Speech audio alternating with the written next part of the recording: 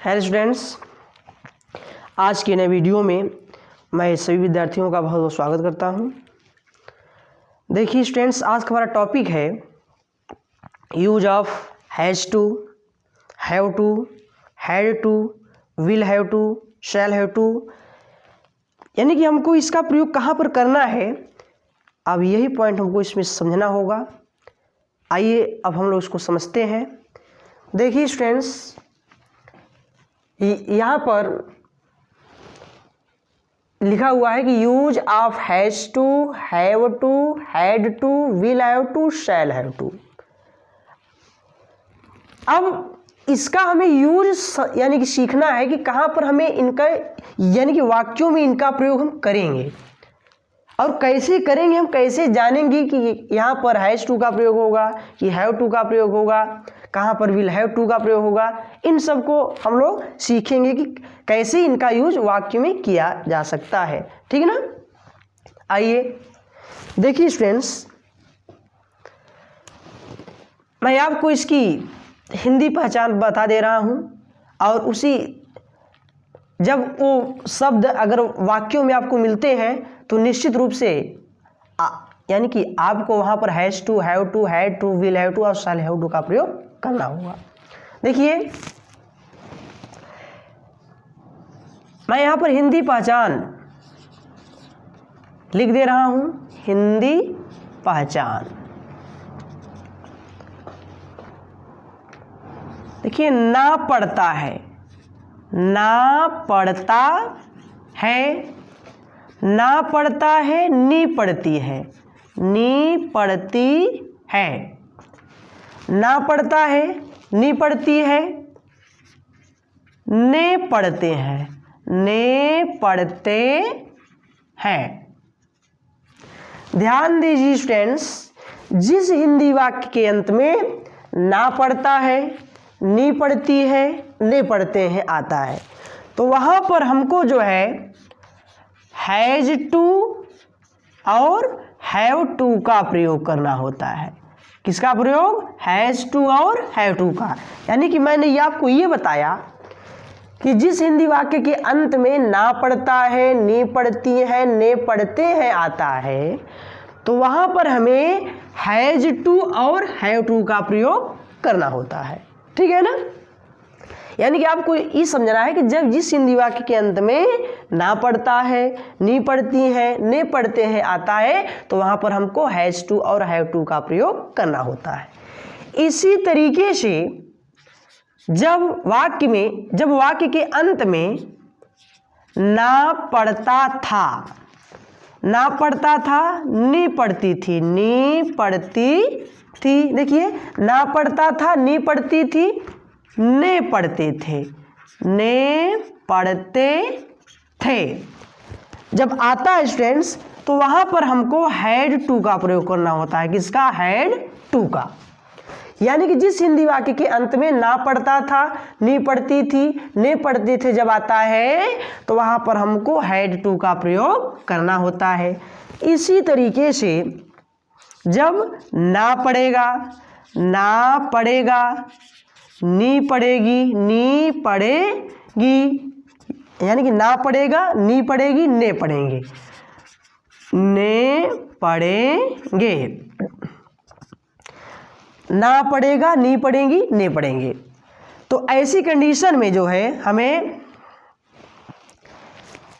जब यानी कि जिस हिंदी वाक्य के अंत में ना पढ़ेगा, नी पढ़ेंगी, ने पढ़ेंगे जब आता है तो ऐसी कंडीशन में स्टूडेंट्स हमको जो है will have to, will have to और शैल हैव टू का प्रयोग करना होता है। शैल हैव टू का प्रयोग। और आपको इसमें समझने की बात ये होती है स्टूडेंट्स कि हम लोग आई और वी के साथ ही शैल का प्रयोग करते हैं, बाकी अन्य सब्जेक्ट के साथ हमको यानी कि विल का प्रयोग करना होता है। ठीक है ना। इस पॉइंट को आपको ही समझना है कि हम लोग आई और वी के साथ ही शैल का प्रयोग करेंगे, इसकी अतिरिक्त सब्जेक्ट के साथ हमको विल का प्रयोग करना होगा। ठीक है। तो जब हम लोग इसका स्ट्रक्चर जब बनाते हैं स्टूडेंट्स, तो देखिए आइए हम लोग अब इसका स्ट्रक्चर देखते हैं कैसे हम लोग इसका स्ट्रक्चर बनाते हैं। देखिए ये इसका स्ट्रक्चर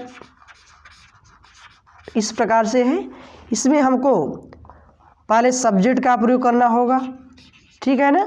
सब्जेक्ट के बाद अब यहाँ पर हो जाएगा has to, have to, has to, have to, had to, had to. देखिए subject plus has to, have to, had to. इसके बाद यहाँ पर हो जाएगा will have, will have to, will have to के बाद हो जाएगा शैल हैव टू, और शैल हैव टू के बाद हो जाएगा वर्ब का फर्स्ट फॉर्म, इसके बाद हो जाएगा ऑब्जेक्ट, इसके बाद हमारा हो जाएगा ईटीसी।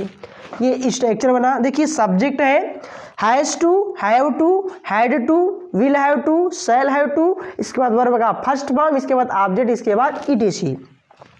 अब आपको ये पता हो गया है कि हमको कहाँ पर किसका प्रयोग करना है, कहाँ पर हमको हैज़ टू, हैव टू का प्रयोग करना है, कहाँ पर हैड टू का प्रयोग करना है, कहाँ पर will have to, shall have to का प्रयोग करना है।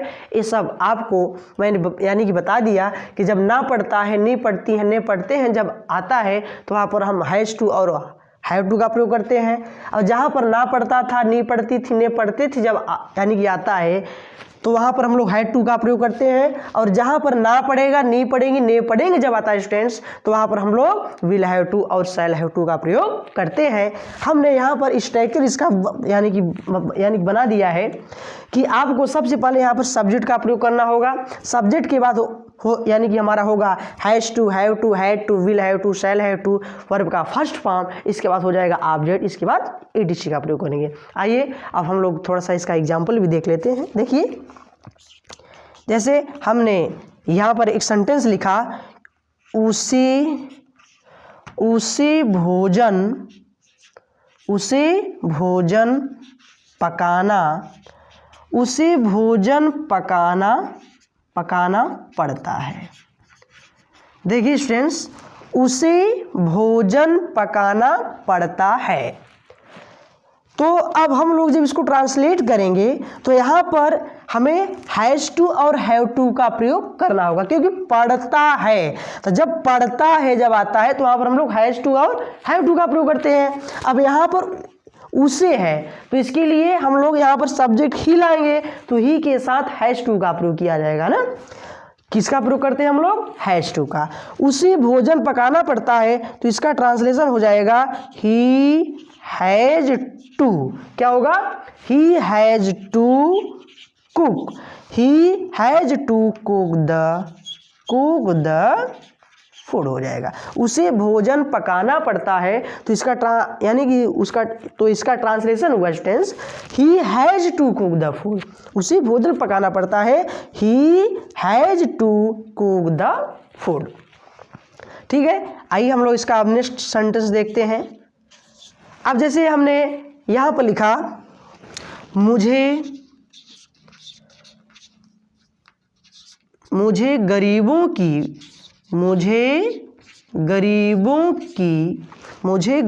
की सहायता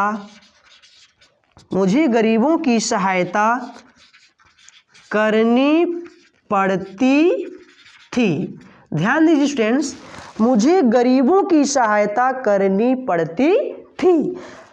तो अब हम लोग जब यहाँ पे ट्रांसलेट इसको करेंगे तो यहाँ पर पढ़ती थी, तो जब ना पढ़ता था, नहीं पढ़ती थी, नहीं पढ़ते थे जब आता है स्टूडेंट्स, तो वहाँ पर हम लोग किसका प्रयोग करते हैं? हैड टू का। इस स्टूडेंट्स अब यहाँ पर हो जाएगा हैड टू।